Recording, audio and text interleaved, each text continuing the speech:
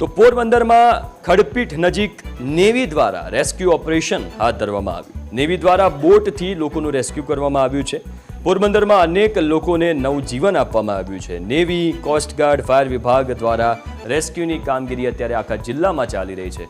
તમે જોઈ શકો છો કે કમર સુધીના પાણી ભરાયા છે લોકોના ઘરોમાં, એટલે ઘર વખરીને પણ બહુ નુકસાન થયું છે। અને એવી સ્થિતિમાં નેવી હોય, ઇન્ડિયન કોસ્ટગાર્ડ હોય, તમામ લોકો અત્યારે ફાયર વિભાગ તંત્ર લોકોની મદદ માટે રસ્તા પર ઉતરી ગયા છે અને સતત રેસ્ક્યુની કામગીરી પણ કરવામાં આવી રહી છે।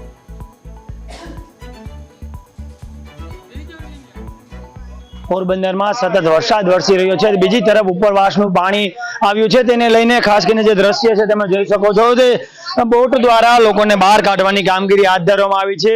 અહીં 200 થી વધુ લોકોને બહાર કાઢવાની કામગીરી હાથ ધરવામાં આવી છે। અલગ અલગ બોટો દ્વારા સ્થાનિકોએ અને એનડીઆરએફ ટીમ તેમજ નેવી, કોસ્ટગાર્ડ સહિતની ટીમો દ્વારા અહીં સ્થાનિકોને બહાર કાઢવાની કામગીરી હાથ ધરવામાં આવી છે। જે તમે દ્રશ્યની પાછળ જોઈ શકો છો તેમજ અલગ અલગ ટીમોને બોલાવી અને લોકોને જે ગાયો છે તેમજ જે તમે દ્રશ્યમાં જોઈ શકો છો તે નવા કુંભારવાળો વિસ્તાર છે, તે વિસ્તારમાં પાછળ સુધી જ્યાં સુધી નજર પહોંચે ત્યાં સુધી પાણી છે। ચારે તરફ પાણીને લઈને કમરડું પાણી હોવાના કારણે અંદરથી બોટના સહારે બહાર કાઢવાની કામગીરી હાથ ધરવામાં આવી છે। જે તમે દ્રશ્યમાં જોઈ રહ્યા છો અહીં નેવી, કોસ્ટગાર્ડ અને જે લોકો બીમાર છે તેઓને બોટ દ્વારા અહીંથી બહાર કાઢી અને તેને એમ્બ્યુલન્સ દ્વારા હોસ્પિટલ ખસેડવાની કામગીરી પણ હાથ ધરવામાં આવી છે। જે અંદર લોકો ફસાયા હતા તેમજ જે લોકો બીમાર છે તેઓને નેવી દ્વારા બહાર કાઢી અને તેઓને હોસ્પિટલની સારવાર અર્થે ખસેડવાની કામગીરી હાથ ધરવામાં આવી છે। જે દ્રશ્યમાં તમે જોઈ શકો છો આજે અંદરથી ઘણા દૂરથી તેઓને રેસ્ક્યુ કર્યું છે, તેઓને માટે એમ્બ્યુલન્સ બોલાવી છે, તેઓને તાત્કાલિક એમ્બ્યુલન્સ દ્વારા સારવાર આપવાની કામગીરી પણ હાથ ધરવામાં આવી છે। કેમેરા પર્સન વિવેક ઠકરાર સાથે સિદ્ધાર્થ બુદ્ધદેવ, પોરબંદર।